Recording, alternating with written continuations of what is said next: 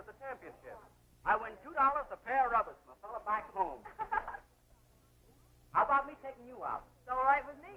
We can get rid of the interference. Hello, Johnny. Did you enjoy the Army and Navy game last week, Mildred? No, Army lost, and I bet on them because I fell for a cadet. And after all the years, I've been true to the Navy. Silly weather you have in these hills. You should be here in midwinter. Why, it gets so cold we could use Frigidairs for toasters. Byron and Charlie keep me so on the run, I never mind the cold here. I resent their selfishness in monopolizing your company. Don't be silly, Ken. As my brother Byron's roommate, you're just one of the family. I wonder why Byron wouldn't stay and have tea with us. Oh, you know his moods. He said he had a headache and was going back to the dorm. Oh, yes, I'll call him.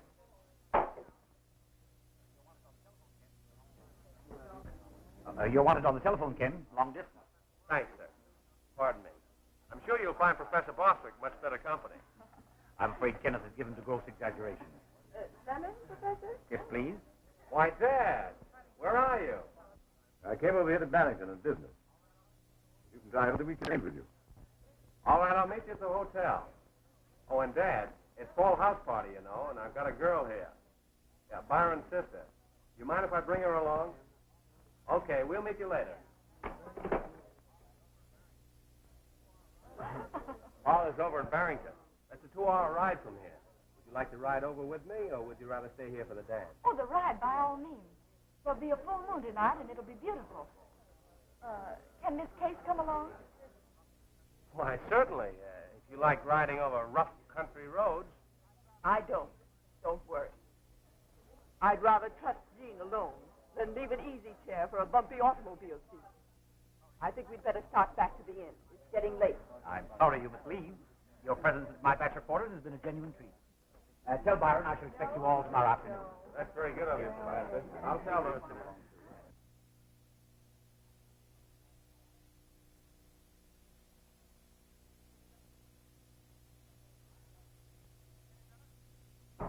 Oh, why?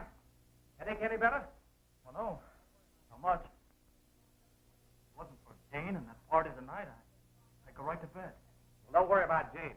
I just dropped her Miss Case at the inn. She's going to drive over to Barrington with me after that. That means the straight-laced Miss Case is going to be left alone. You won't see me. I'm going to stay right here. What time you got to leave?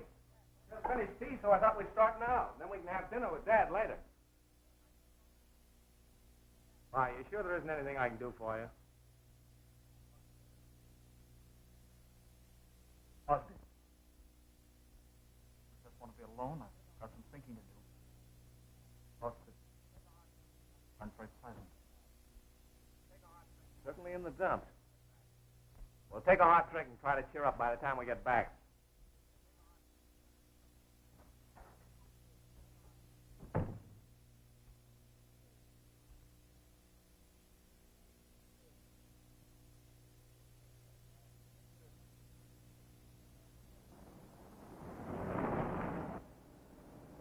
Where's the girl you said you were bringing? She didn't feel well the last minute, so I left her at the inn. Like a brother. What do you mean by that? Oh, moody and strange. You know, I never liked what little I've seen of him. What do you know of his father? Nothing much. He died when Byron and Jean were very young. I didn't know what his business was, but he left plenty of money. Money, my boy, has never bought breeding. You know, you've had Byron at your home several times. As far as I know, you've never been asked to visit him. Vi tells me his mother doesn't care much for company. They're all right. Oh, I'll be glad when this ride's over. I'm getting tired and comfortable. We'll soon be there. You'll stay up in the dormitory with us as usual. Yes, there is room. Of course there is. Number 29. You go right up and I'll take the car down to the garage. Vi'll probably be asleep, but the door's always unlocked.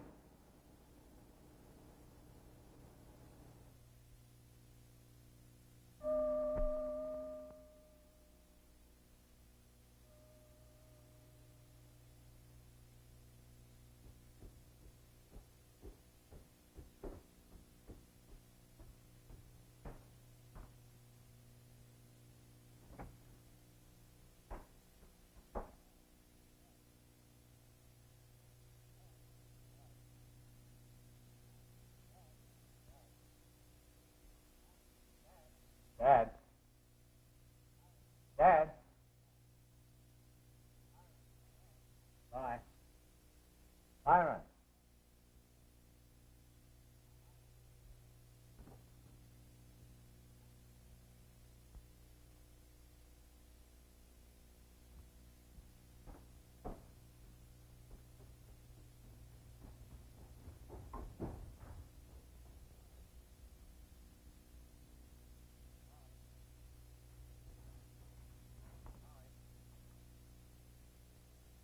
Ollie.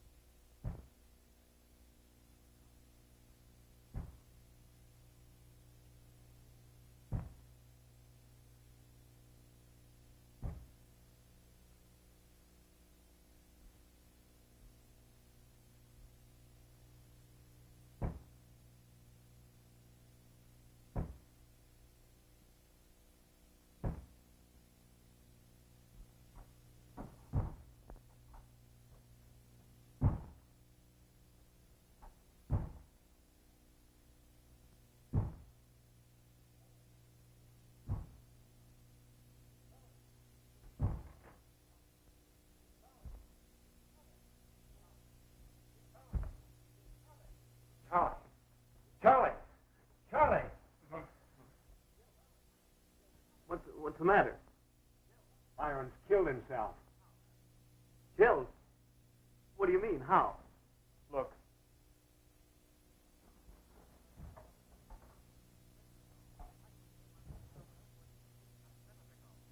When did you discover him? Just a minute ago. I couldn't get in my room last night, so I stayed here. We'd better get the doctor. No, wait. He may still be alive. We better get him back into his room. But if the door's locked, how can we get in? Oh, I know. I'll climb up the ivy. You go up and wait outside the door. I'll be there in a minute.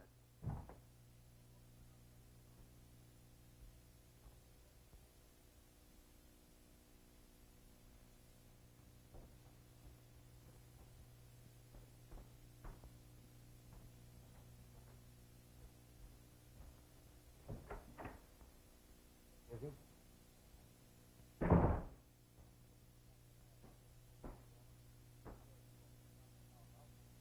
Charlie. Think you can pull him up alone? Sure, you go phone Dr. Howell. I'll handle this.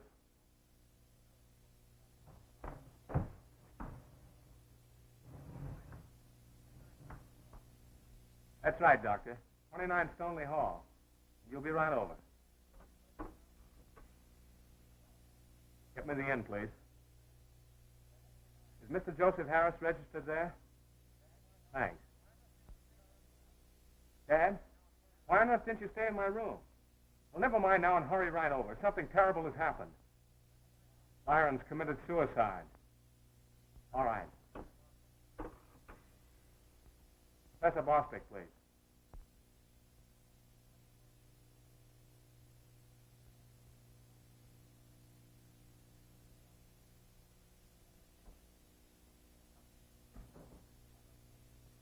You get the doctor? Paul and Bossy, too. They're on the way over. How about my sister, Jean? I didn't call her. I think it's best to wait until the doctors examine it. Why do you think By would do such a thing? As far as I know, he had no reason to take his life. Maybe he had reasons you know nothing about. What do you mean? Oh, Oh, nothing, I guess.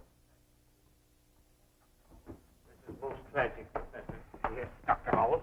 I can hardly believe what Kenneth told me. Come in.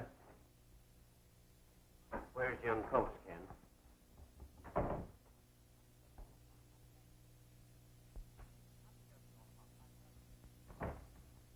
Tell me all about it if you can, Kenneth.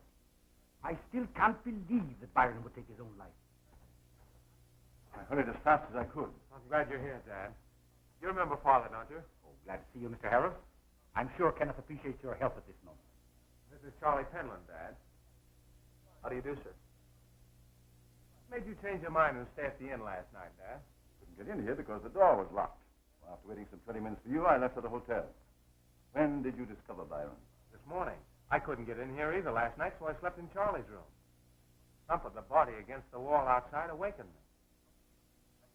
Did you hear the same noise? No, sir. I didn't even hear Ken come in. I guess I'd been asleep for some time. You must sleep very soundly. And in your clothes, too? Well, to tell you the truth, sir, I had a few drinks at the dance last night, and I can't be too sure of what I may have heard after that. I was so tired I didn't even bother to undress. Well, in that case, your account of last night would naturally be worthless, but warranting investigation. As you doubtless know, Professor, criminology has always been my hobby, although I'm a corporation lawyer. So I've understood, Mr. Harris. I'm sure your knowledge will be invaluable.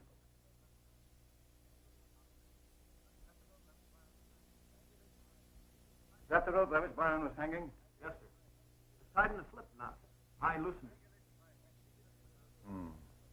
Strangulation by hanging is a very nasty death for one to choose. Particularly where the rope is heavy and rough as this. What are you getting at, Mr. Harris? The heavier the rope, the more difficult it is for the knot to slip. Sometimes it doesn't slip at all. However, it certainly worked in poor Byron's case. And now it's up to us to discover why he chose to hang himself. Gentlemen, Byron Coates did not hang himself. He was dead before the rope was tied about his neck.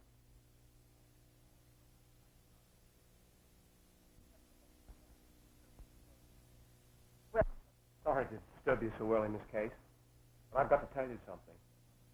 Something you'll have to tell Jean. It's about her brother, Byron. He's dead. Dead? How awful.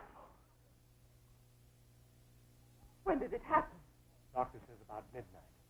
I found him early this morning, hanging from his dormitory window. Then it was suicide? Well, we thought so at first, but the doctor's examination proved he was dead before the rope was tied around his neck. There'll be an autopsy this afternoon, and we'll know more definitely. I'll wire Byron's mother. And you tell Jean. No. I'll handle everything for this end of the family.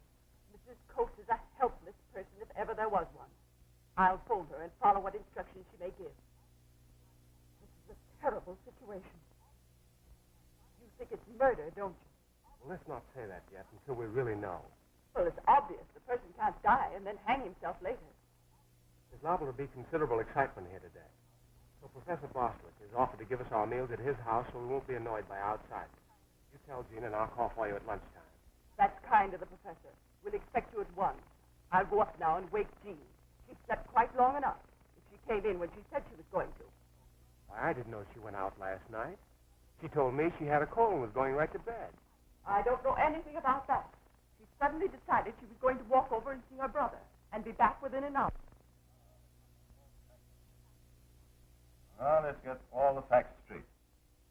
After you drop me in front of your dormitory, put the car in the garage. That's right. When you stopped for a sandwich, the campus grill. Yes, and from there I came right here and couldn't get in. Come in. And I just heard the news. Gee, I'm terribly sorry. Oh, excuse me, Mr. Harris. That's all right, Bill. I was just leaving.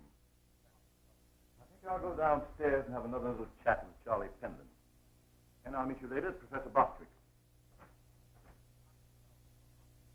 Isn't there anything I can possibly do? Poor old By. He was a swell fellow. He certainly was, Bill. Swell roommate, too. I can hardly realize it. Why, I only saw By and spoke to him at 11 o'clock last night. You did? Where? Why, right here.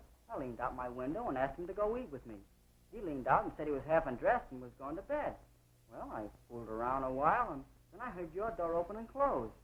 I thought, of course, it was you. So I went to the window and yelled the second time for you. I looked out and said you weren't in. So I asked him if he was walking in asleep. He said no, he had a visitor. And he laughed and said good night. Bill, that visitor might have been By's murderer. Gee, I never thought of that. Was By in pajamas the second time he came to the window? Yeah, and a gray bathrobe, too. And I saw the stripes on the collar of his pajamas. Stripes? Sure, why? Well, he had on plain blue ones when I found him this morning.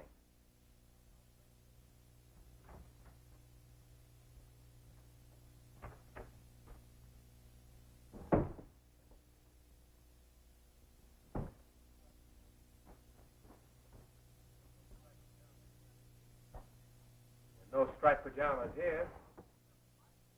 Now that you mention it, I distinctly remember By'd been wearing a striped pair the past few nights. This is the robe I saw him wearing, Ken. Funny he should hang it up. Look. Blood. He must have cut himself shaving. You don't cut the back of your neck when you shave, Bill. Listen, come tell your story to my dad before the local police get in and gum up everything.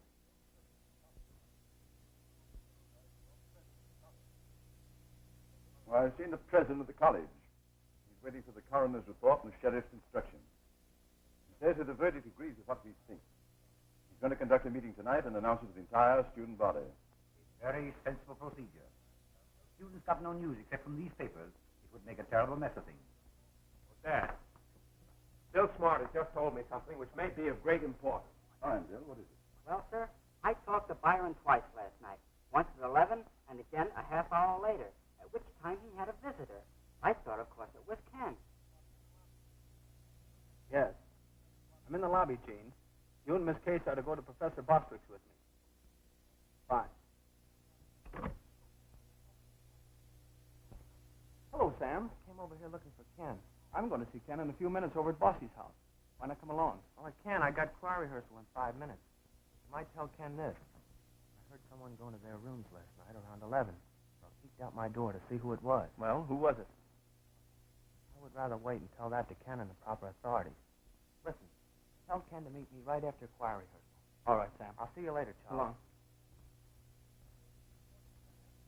Who was that boy you were speaking to just now? Sam Anderson, a classmate of ours. He has some important information concerning By's action last night. Huh. Seems to me everyone has a finger in this pie, except the police. You're wrong, Miss Case. I understand the sheriff and his men have been on the case all morning. And that's all I know, except that I met Sam Anderson at the inn a short time ago, and he wants to see you after choir rehearsal. Sam says he knows who By's visitor was last night. Wouldn't he tell you who it was? No.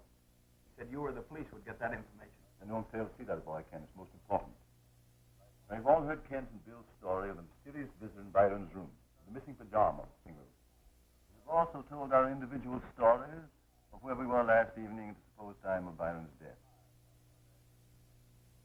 All but you, Miss Cool. You were supposed to have retired about 9 o'clock because of cold. And will you kindly explain how it was I saw you enter the hotel as I was registering about 2 o'clock this morning?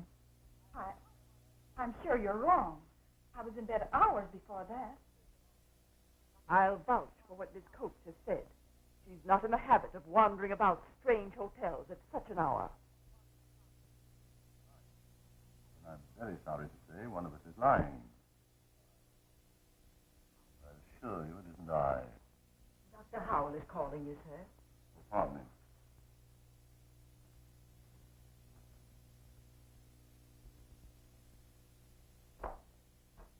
Hello? Harry speaking.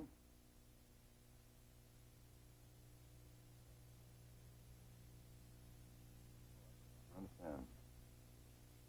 All right, goodbye.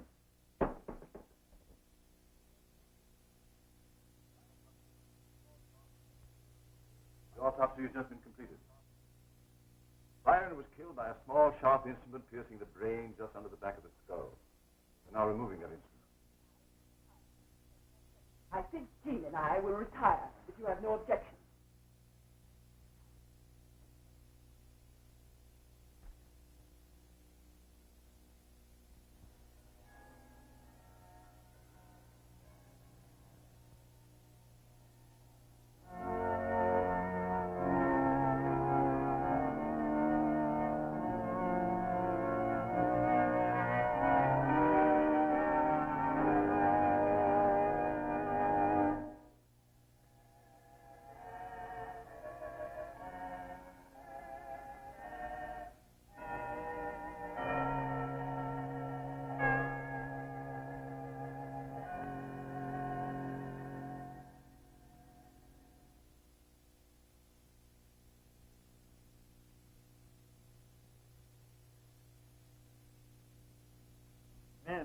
and women of the college.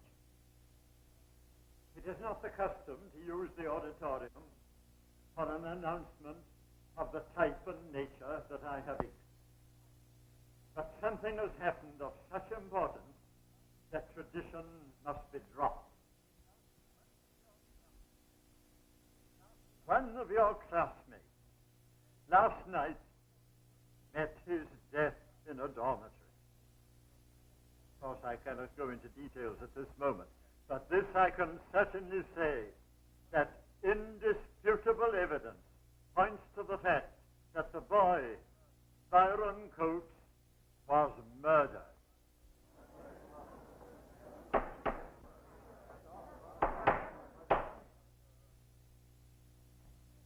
Murder is a terrible thing. Particularly terrible when it is found in a college where youth and the highest ideals are supposed to prevail. This tragedy will naturally attract unwelcome publicity to the college. But Cornwall, I can certainly say, will hide nothing. And I request that each and any of you will come forward and tell the proper authorities all that you know relevant to this case. Francis,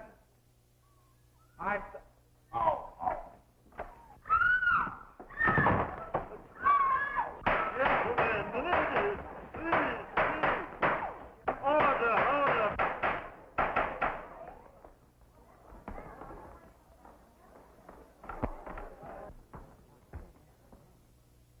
You realize who that is? It's Sam Anderson, the fellow who was going to tell us about Byron's visitor last night. This boy's been murdered so that he couldn't talk. Some of you boys lift him up and carry him into that side room.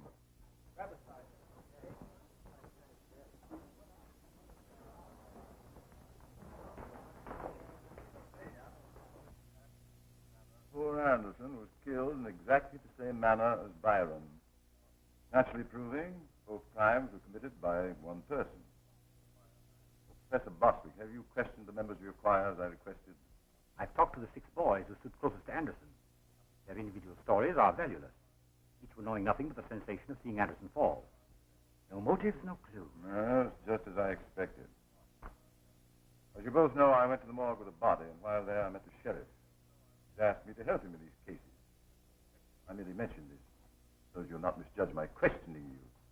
You really think Anderson was killed because of what he might have disclosed? There can be no other motive.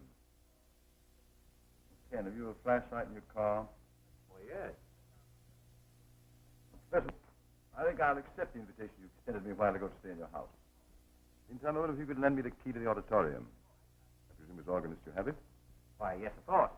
Here it is. Only if you're going there tonight, I'm afraid you'll find the place rather eerie. Kenneth, I think, knows where the switches are. Thank you. We'll be back later.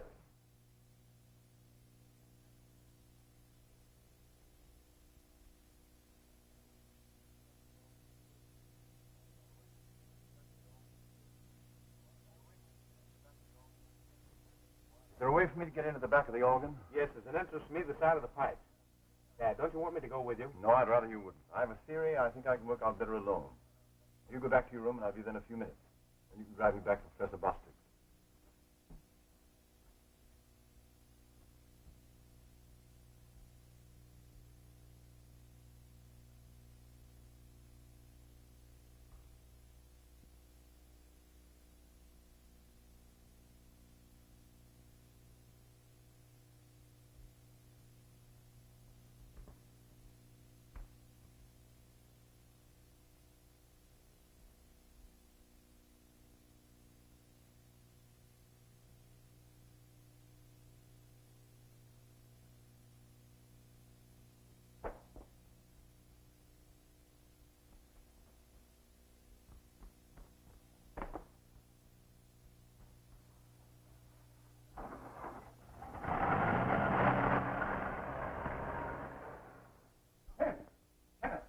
Wake up. Get your car, quick. What's up? Did you go in the organ? I did, and in the shadow, I saw the man I think we want. Come on, quickly, follow him. Head for the first town north. We're chasing a Ford that has a long start on it. After we left the auditorium, I started upstairs to the choir loft. I immediately heard the slight sound of someone else moving above me.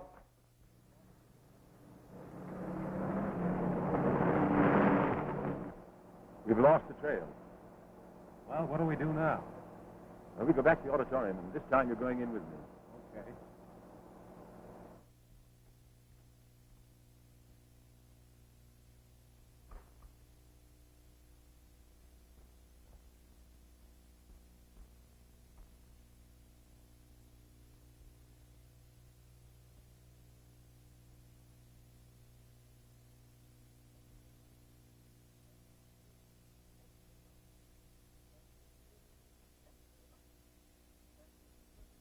And we're in luck.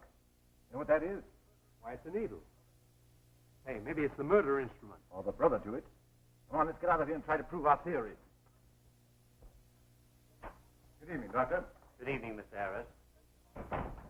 Glad you're here. The sheriff left a while ago for your son's room in the dormitory. And I suppose you have something to report or show me. I have.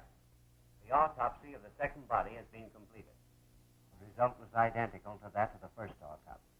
Each man was instantly killed by a violent piercing of the brain at the base of the skull. In the brain of each body, we found one of these.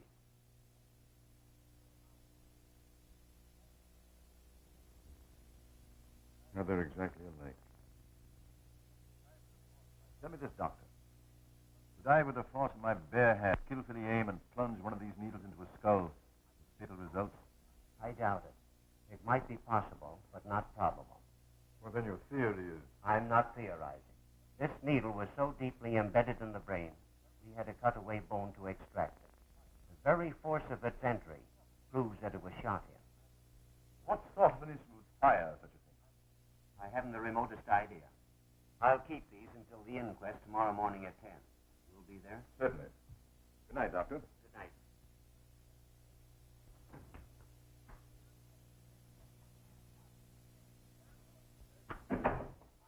Hello, Mr. Harris. How are you, Sheriff? This is Ab Barker, my deputy. How do you do, sir? How do you do? I understand the college has retained you to take charge of the investigation of the two murders. Only unofficially. And nothing's been said about second death. Well, that's a small matter. Solve one, and you solve the other. Oh, I'm not so sure about that. I don't understand you, Mr. Harris. I'm just a country sheriff with a hardware business as a sideline. I don't know much about the murder mysteries, except what I've seen in the movies. And I'm not ashamed to admit that me and my men are a little over our head in this thing. What do you mean, Sheriff? Well, I hope you won't be offended, Mr. Harris. But I suggested to the president of the college this afternoon that we call in several police detectives from the city. As the official representative of the county, that's naturally your privilege. Oh, now, hold on, Mr. Harris. The president said that you were a mighty clever man, and that for the time being he preferred your methods to that of the city police. Now, Barker and me here are willing to help you. Of course, we're not the smartest sleuths in the world. Are we, Barker? Ain't never had a chance to find out up until now. No one around here does worse than break traffic laws. But the wise man who knows his own limitations. I don't aim to be no blundering backcountry sheriff, the kind they have in mystery cities. About all I can offer you is guns and manpower. Well, I know we're going to work together perfectly.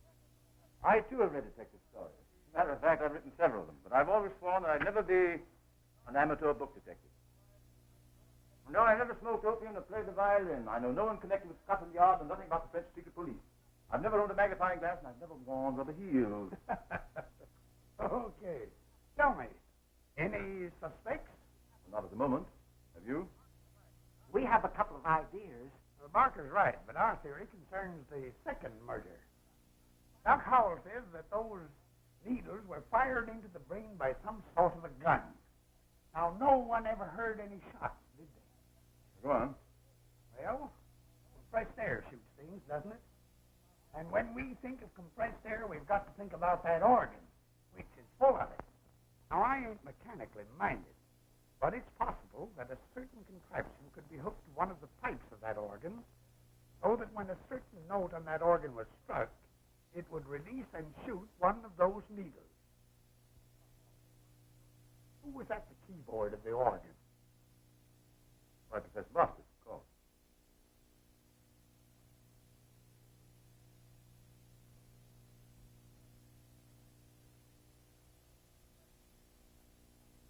Professor Boston, do you mind sitting in the exact position you were in just before Anderson was killed? Certainly not.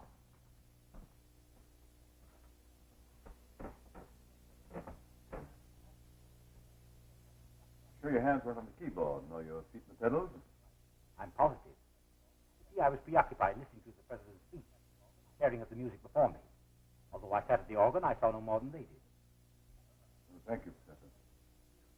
Well, I'm afraid that eliminates the sheriff's theory. I understand completely. I wish I could be of more help to you.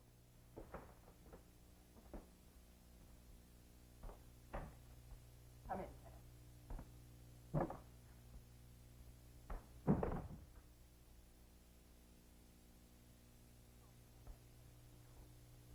I haven't had a chance to talk with you alone, Jean, since Byron was... Don't, Ken. I know how you feel. I certainly had a friend in you. And so have you, dear. I want you to let me help you. Not only for Byron's sake, but for your own. Oh, I know it's no time to talk about what I'd like to No, say. don't say it, Ken. At least not now. But if it'll help any, I feel the same way.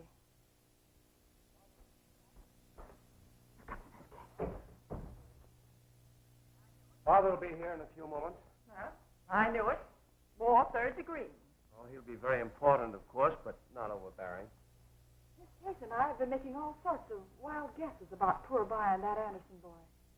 You see, I wasn't there, and no one has really told me about anything that's happened yet. Weren't you there, Miss Case? I thought I saw you when I came in. Yes, I was. But I sat so far to the side I couldn't see a thing. It's his father now. Yes? Jean, may I see you for a few minutes? Why, of course. Jean, I want you to talk to me about Byron, just though I never met the boy. Tell me about his habits, his friends, his home life.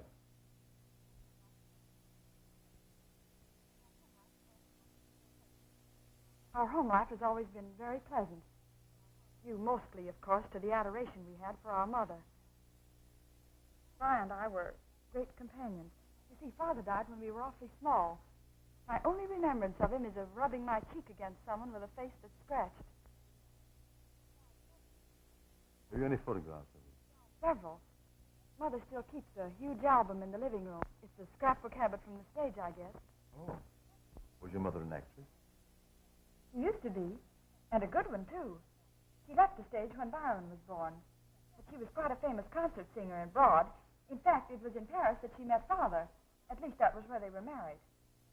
But have you any remembrance of living elsewhere than Boston? Oh, my, yes. We traveled extensively. Until 10 years ago, when Mother felt we should settle down. So she bought an old house in the most sedate part of Boston. It's a nice house, but a lonely one. Lonely? Why? Well, Mother isn't Boston, if you know what I mean. But can you tell me the financial condition of your family? Oh, there's plenty of money. But as I understand it, the greater part of it is held in trust for Byron and Jean. Particularly for Byron. What secret? I never knew that. Well, that means, of course, that Byron would have inherited a considerable estate coming of age. How old was he? Why, today was his birthday. He would have been 21. You're right, Miss Case. I forgot all about it. Wait a minute. We're getting someplace now. Byron's murder was planned and timed perfectly. Just a few hours before he received word of his inheritance. Somebody wanted that money for... Mr. Happ, are you insinuating that Jean... I'm only insinuating that the murder was committed for the reason that most crimes are, for money. Coming of age, Byron probably received word of his inheritance. Now, Ken, you ought to know something about his mail. Did he ever mention receiving such a letter? No. Although he did receive mail the day before he died. Then we'd have to go through his mail and find out for ourselves. Just a moment. I'm probably betraying a confidence, but if it would clear up this point, here's a wire which I received from Byron's mother a few hours ago. You may read it and do as you wish. I don't want to be involved any more than I am.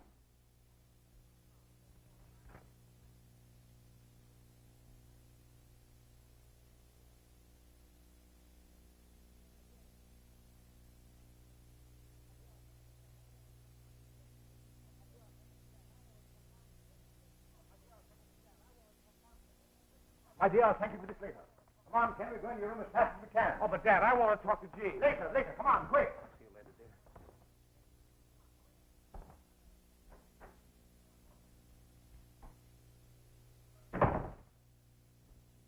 Where'd Byron keep his mail? That desk.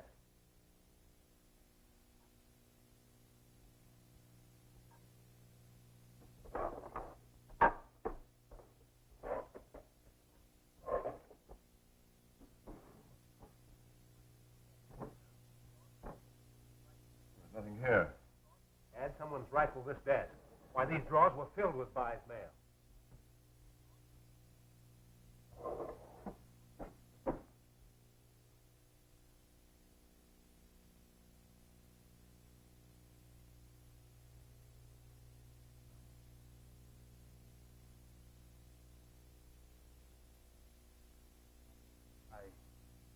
I had to speak to you, Ken. I wanted to tell you how sorry I was about Byron. I know he never liked me, but I liked him. It's horrible to think that he was gone. Well, thanks for feeling that way, John. This is my father. Father, this is John Mesereau. How do you do, sir?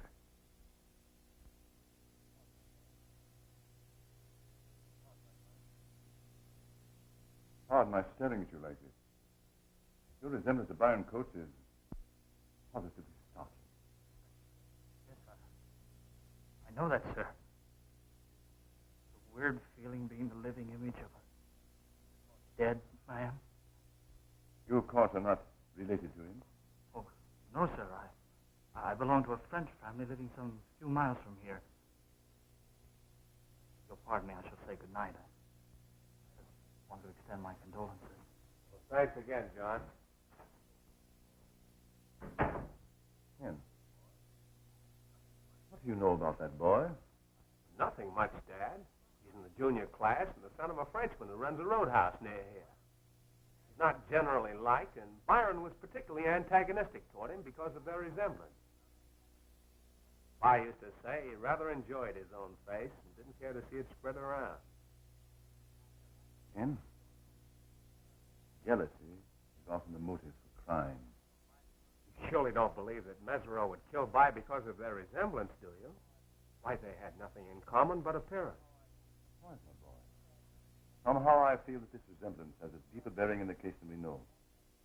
However, I shall investigate him in the morning after the inquest. In the meantime, there's something I want you to do. What? Byron's body's going to Boston in the morning. And you're going with it. Oh, Dad, I don't want to do that. You do as I tell you. The sheriff and I are perfectly capable of taking care of things here. And I need someone to interview Byron's most interesting mother. But Jean and Miss Kay should do that, not me. You're wrong, my boy. I'm keeping them here for a purpose. If things are as they should be, Byron's mother will consider that her last letter possibly drove him to suicide. And I want you to make her keep that thought until we find out what she wrote him.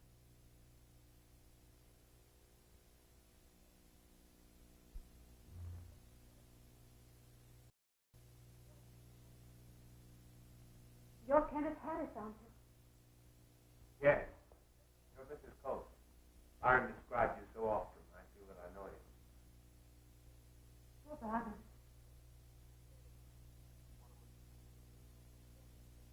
Please tell me, where is he? At Waterman's funeral rooms downtown. I shan't see him. I couldn't stand that. I'm going to try not to be sentimental. I know you share my grief. And I want you to tell me all about it. You see, they wouldn't let me see the papers. And I know nothing except what Miss Case told me over the telephone. I found Byron hanging outside the window by the rope that's used as a fire escape. Oh. Terrible. Did Jean see him? No, we thought it best not to.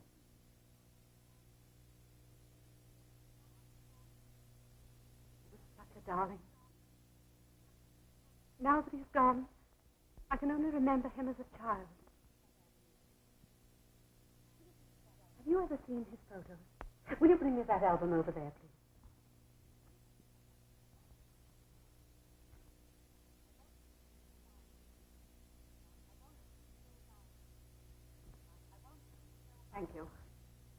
I want you to know Byron, as I shall always picture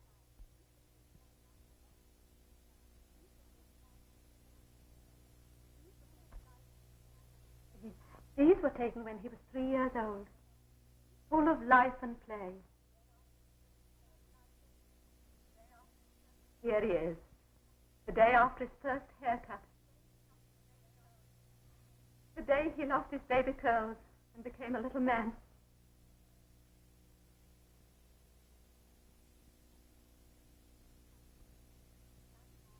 There he is, a young man entering college.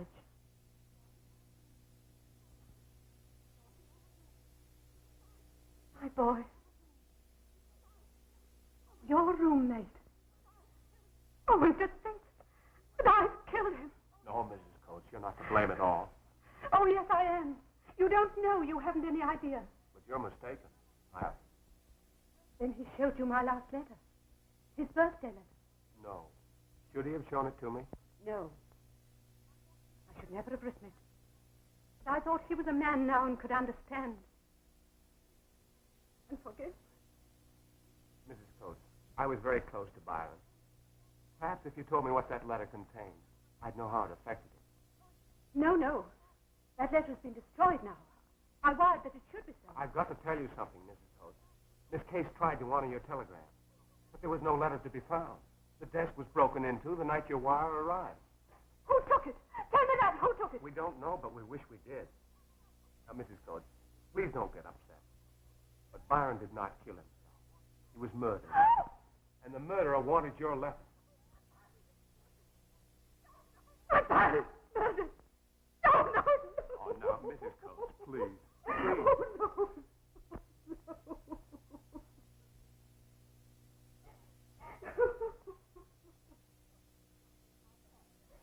Mrs. Coates must not be disturbed further.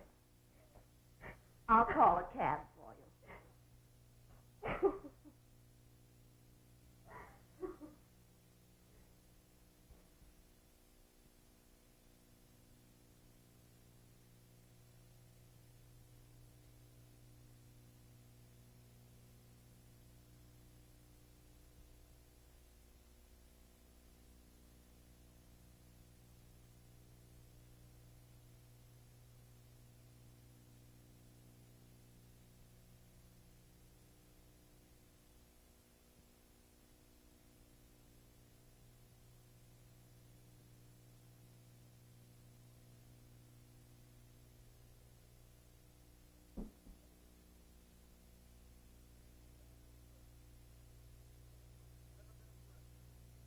Sheriff, you did a clever bit of work in unearthing this contraption from the college grounds. Wasn't a bad bit of sleuthing, if I do say so myself. I also found out it belonged to Professor Brand. I had Barker tell him to come up here. Come in.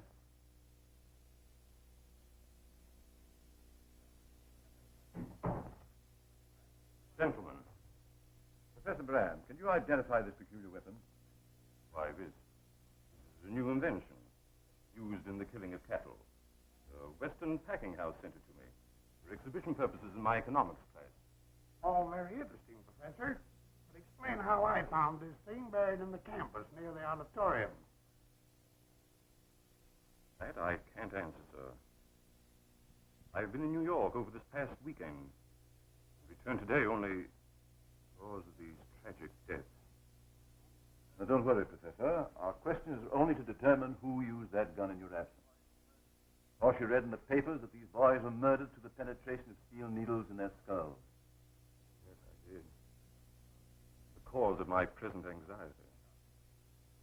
You see, this gun is a most uncommon instrument.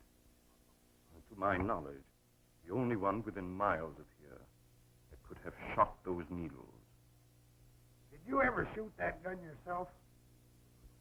Yes. Into the woodwork of my classroom for demonstration purposes. You see, the packing house included 3 needles as ammunition for the gun. 2 of the needles were found in the bodies. Is this the third? Yes, I believe it is. I'm positive. Hey, where did you get that needle? You've been holding out on the law. Never mind. I'll explain that later. Now, Professor, there's only one more question. Can you explain how that gun was taken from your possession? I can. Perhaps I made a serious mistake, but Byron Coates saw me demonstrate the gun in my economics class. After the lecture, he asked to borrow it over the weekend. Coates is a level-headed student. I granted his request with no other thought in mind than that he wanted it for further study. Byron had the gun, eh? Pardon me, Professor. You have to keep the gun as material evidence.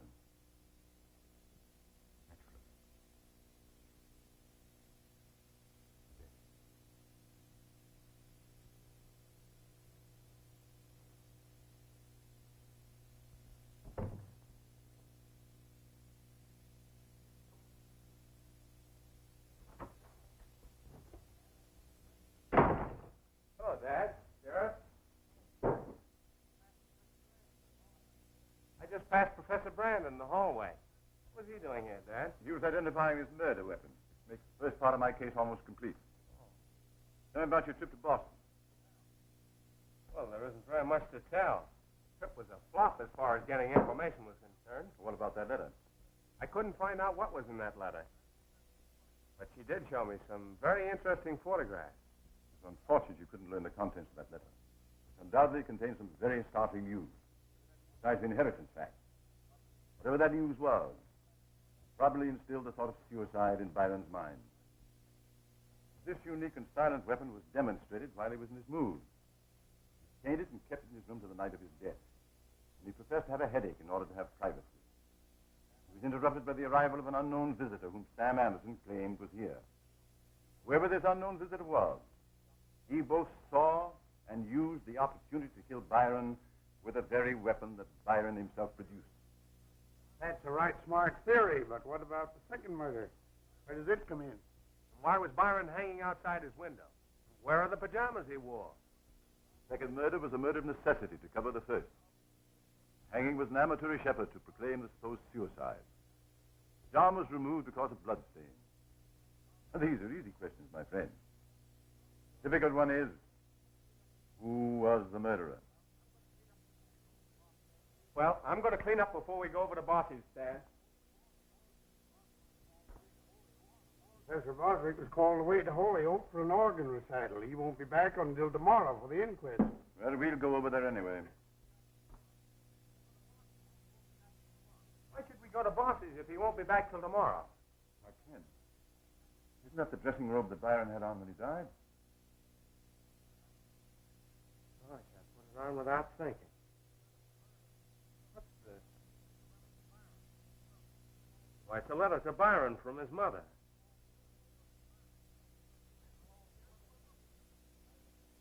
It's the one we're looking for. I'm the law here. Give me that letter. But I represent the university. Now, wait a minute. Remember, Miss Coates wanted this letter destroyed, unread. I'll prevent that. I demand it as evidence. Have it in due time. I understand your feelings, Ken. Take the letter to Jean. She shall read it for us. Your mother's letter to Byron has just been found. You've decided you should be the first to read it because of its evident personal content. You, of course, realize that I was instructed to destroy that letter, do you not? There's nothing to stop me from still doing so. Your obligation to justice will stop you. Suppose you take this in the living room and read it, and we wait for you here. Well, I think it's merely a family skeleton. If so, I ask the right to tear it up. But if it has any positive bearing on Vi's death, I'll give it back to you, and you may read it to everyone here. This is a funny murder case. You and me are the law, but we don't get no evidence or clues until everybody else is through with them. Yeah, and I don't like it. You'll have to assume the responsibility for this. Of course. Jean. I don't want to know what's in that letter under any circumstances. So I'm going to take a walk on the campus until the whole thing's over.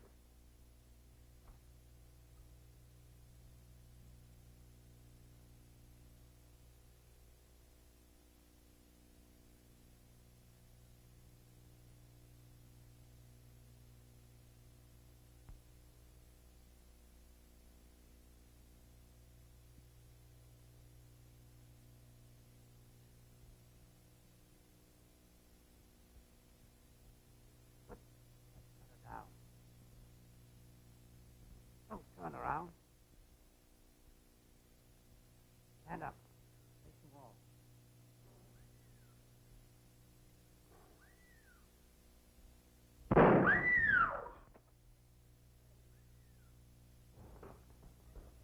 Gene!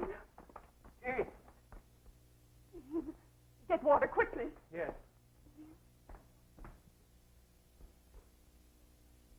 She all right? Oh, I must have fainted.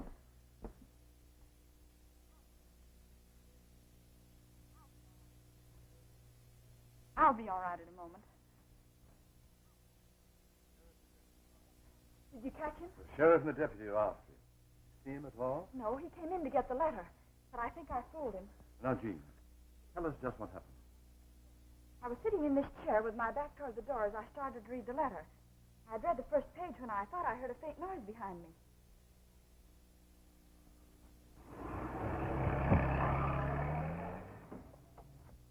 We'll take no more chances. You read it aloud, Ken, and at once.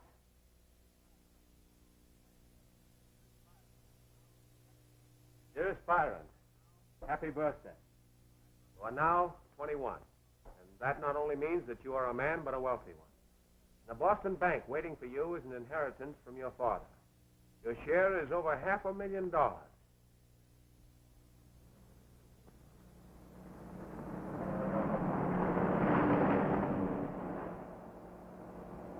I guess we should have stayed with the sheriff's car on the main road.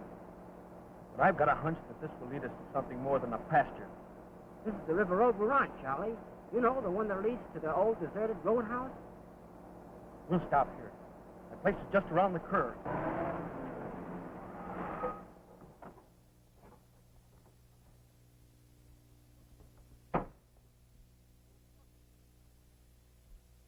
Look, there's a light in there.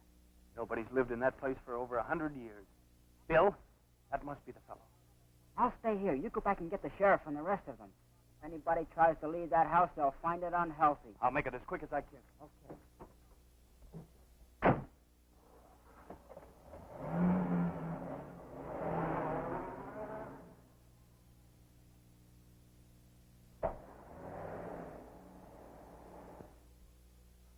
Well, now, Byron, you know for the first time that you have a half-brother, John Shaw. He would be a year older than you are now. And although I naturally haven't seen him since he was placed for adoption with a French family by the name of Mesereau 15 years ago, please understand, Byron, dear, that you and Jean have my complete love. I've forgotten John as I forgot Joe, his father, who deserted me many years ago when I learned my marriage to him had been faked and illegal. At the time that I married your father, he accepted and loved John to an extent that made him legally adopt him. Then, as you know, Father died soon after the birth of Jean in Paris. The reading of his will disclosed that he left John an equal third of the fortune you and Jean were to share. That is why I paid the Mesereau family to take John, hoping his identity would become lost and his share in the will forgotten. Poor mother, making blunder after blunder in her effort to do right. Byron, you will help me rather than misunderstand, won't you? You will still call me your ever-loving mother. Your mother always was most illogical. Showing favoritism towards children is a bad habit. As far as I could hear from the letter, she had no reason to be ashamed of your half-brother. I think that John Mesereau is Bai's brother after all, and how Bai dislikes him. That letter completes the missing part of my theory, Ken. Young Mesereau was undoubtedly guilty of both crimes. In some way, he found out the contents of his stepfather's will and determined not only to have his share, but Byron's, and even possibly Jean's. But how could he have learned of the will, Mr. Hag? Well, it's very simple. Byron read the letter and blurted out the news to Mesereau at his first opportunity. That opportunity being when Mesereau came to see him the night he was killed. Stop him. Who? We don't know who he is. But the fellow we followed is in the old roadhouse on the river road. Come on. I'm going to. No, you mustn't, Jane. No, You're quite right, Kenneth. She's had enough excitement for one night. Yes, darling, you stay here.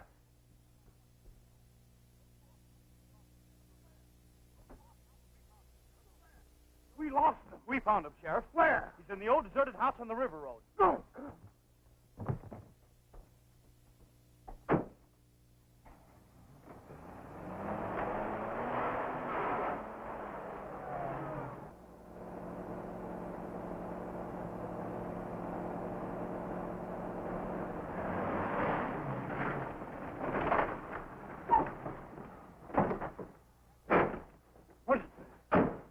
in that place is still there. He shot at me twice. I did a little exploring, and I found his car. I ripped the battery out, then I tried to get in the house. That's when he shot at me. You think he was alone? Well, it's hard to say. There's one sure way to find out. Try going into the house. Let me have your flashlight.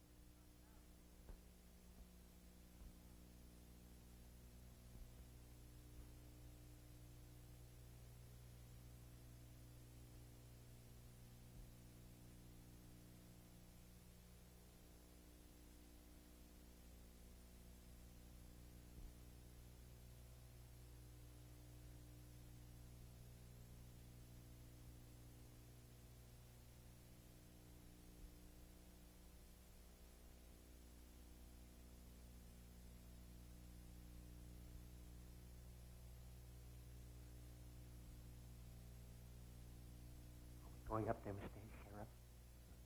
Try something else first.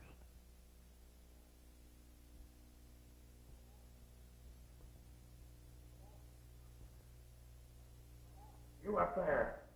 This is the law speaking. I'm giving you a final chance. We've got you surrounded. Better come down peacefully. Maybe this will convince you that we mean business.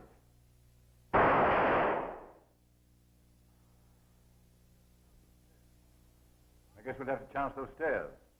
Parker and I will lead. Wait. I'll call him by name. John Mesrow. John Shaw.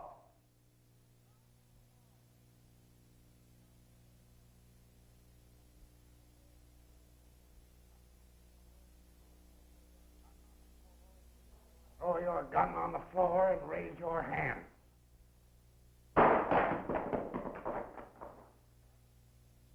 What do you want me for? Murder of Byron Coates. No. No, I didn't kill him. You can't accuse me of that. Then I arrest you for the murder of Sam Anderson. Yes. Yes, I did kill Anderson. I had to. But I didn't kill Byron.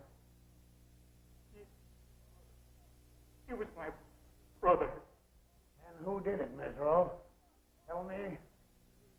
No, don't shoot. I'll tell. It was...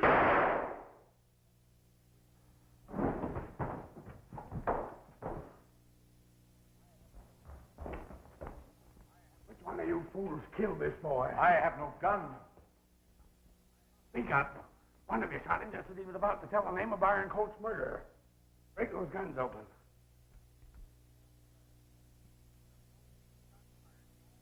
There was only 2 shots fired from all these guns, not counting the one which killed Mesrow. The guns don't show nothing, but this is the 3rd killing that's happened in 3 days. And this one was done for the same reason that the second one was. Keep somebody's mouth shut. Sheriff, John Mesrow was not killed by anybody in this room. Shot in the back by a bullet fired from up above. Come on, Barker. Our turn to do the shooting.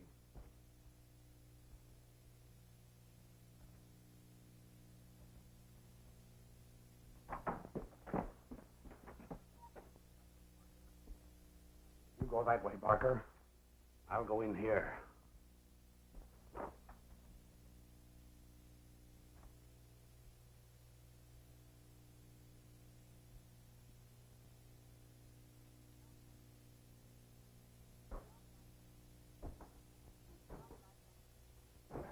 Well, now that I've gotten Jean off to bed, what is it you want to talk to me about?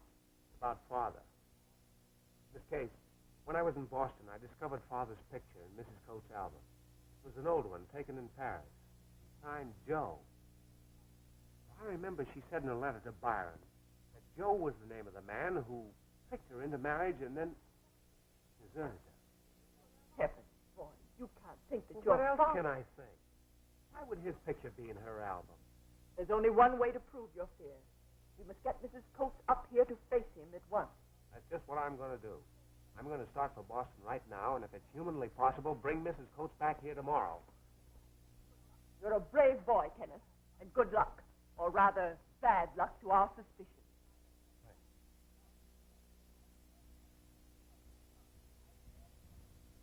Ah, Miss Case is just the person I want to see. Come, Mr. Harris. More questioning. No, not exactly. I want you to send with Mrs. Coates immediately. What? Well, that's a coincidence. Kenneth has just left for Boston to get her. Oh, fine. Maybe she holds the key to the entire mystery. Good night.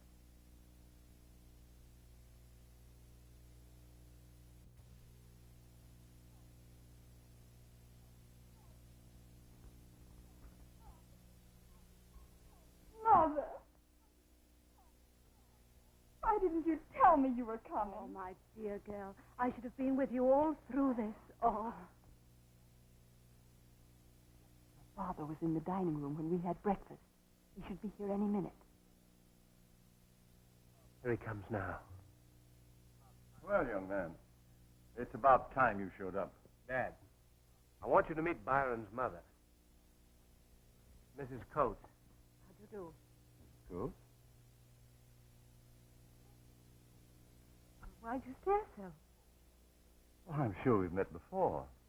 I don't think so. Though we should have, with Byron and Kenneth rooming together for so long. You seem to fit in the past. I have it. You've had it. Great heavens, Lucille Sloan, the concert singer. Supposed to Paris. Don't you remember me? I was a student, and a mutual friend brought me to your dressing room. We had supper that evening, and the next day we went riding. And you lost a heel getting out of the carriage. Joe Harris? Yes?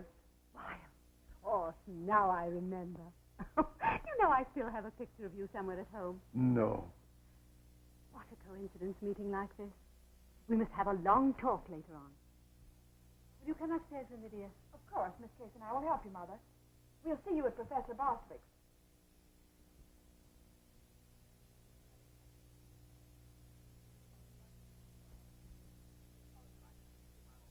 I certainly am sorry that I had to be away while all this excitement you were speaking of took place. Poor young Mesereau. This is a third life so cruelly taken.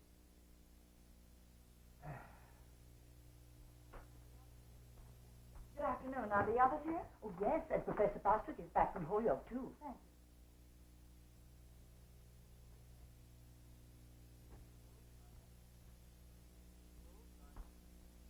Thanks. Mrs. Coates, I want you to meet. Joe. Lucille. Just a minute, Mr. Shaw. What do you mean, Shaw? That's Professor Bostwick. That man is John Mesereau's father. Joe Shaw. The man whom I thought I was married to. Sheriff, I demand you hold this man for the murder of Byron Coates and John Mesereau, and as accessory in the murder of Sam Anderson. You're darn tootin', I will. Why, I don't know what you're talking about. John Mesereau committed all the crimes you accuse me of. And why did you kill him? I'll tell you. You killed Byron Coates so that your own son, Sam Anderson, saw you leave the scene of the crime, and you forced John to murder him. Unfortunately for John, he was about to disclose your guilt. He was the third victim. The murder of your own son killed the chances of your ever getting your hands on the Coates inheritance. If John had lived, he'd probably been your next and last victim. Wait a minute. You're a very clever man, Mr. Harris. But if Lucille hadn't recognized me, your case against me wouldn't be worth a copper. Oh, on the contrary, my dear Professor. It was all the copper in the electric chair. You see, I interviewed the Mesereaus yesterday and discovered your identity as John's father for myself. Hello, Jean. I don't know how I'm ever going to thank you for all you've done, Mr. Harris. Well, it's Ken who deserves most of your thanks. I did what I could through my interest in criminology, and the reputation of the college. Now it's all over, there's something I want to ask you. Still a mystery to me. Yes? Where were you the night Byron was killed? You told Ken you were going to bed. I saw you enter this lobby at 2 o'clock in the morning. I'm sorry I lied about that. You see, I did it to save someone's feelings. Who do you mean? Charlie Penman. I broke a secret engagement to him because, well, I like someone else. As no one but ourselves were involved, I lied to Ken so that I could meet Charlie and tell him how I felt. Well, my dear, love affairs and murder mysteries are not strangers by any means. Who's the lucky man?